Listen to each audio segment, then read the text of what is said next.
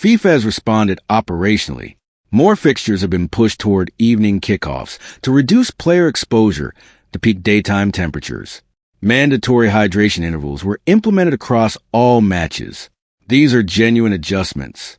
An evening kickoff does not eliminate the hours supporters spend outside stadiums in summer heat before and after match and mandatory hydration breaks, as have been noted separately, also function as scheduled advertising inventory for broadcasters. The welfare measure and the commercial mechanism coexist in the same 3-minute interval. The contrast between Mexico's opening and the American experience in the tournament's first days carries an irony that has not gone unexamined.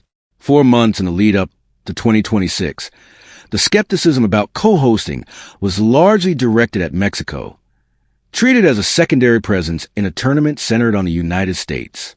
The first widely praised image of the competition was produced at the Azteca. The venues currently generating questions about atmosphere, attendance, and operational conditions are primarily American ones.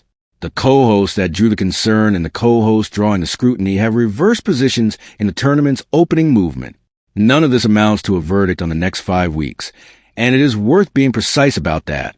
World Cups have a documented capacity to rewrite their own narratives with a single match. The tournament that opens with questions can close with images that override every concern that preceded them.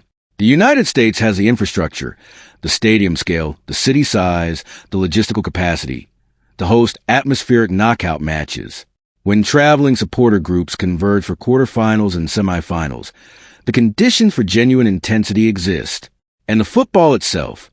Brazil in pursuit of the 6th title, Argentina defending in what may be Messi's final appearance, France and England and Spain assembling squads of genuine depth, young players at the onset of what may be defining careers, provides a raw material for the kind of sustained drama that makes atmosphere relevant as a conversation because the football takes over entirely. But the opening week matters as a record and as a tone setter. The early experience shapes how subsequent developments are interpreted. Concerns about atmosphere and attendance in the first week of the group stage become a lens through which subsequent images are read. If the pattern of visible empty sections continues into later group stage matches, it does not look like an opening week anomaly. It begins to look like a structural feature of the tournament's attendance profile. The scale of 2026 intensifies everything in both directions. 48 teams and 104 matches means more opportunities for football to produce unforgettable moments. It also means more matches where the gap between official attendance figures and visible crowds, between the promised atmosphere and the broadcast reality, can appear and be recorded and circulated. A 32-team tournament absorbs problems more easily into a smaller total. This competition, marketed explicitly as the ultimate expression of football's ambition, sits under a particular kind of scrutiny when the early images do not match the promotional language.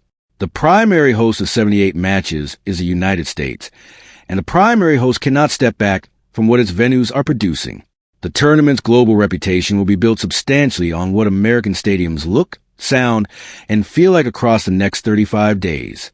The opening week has produced a mixed picture, a host nation victory that left visible gaps in the showcase venue, whether disruptions that were already anticipated and not fully resolved, transport conditions that affected fan experience in ways the football result on the screen does not capture.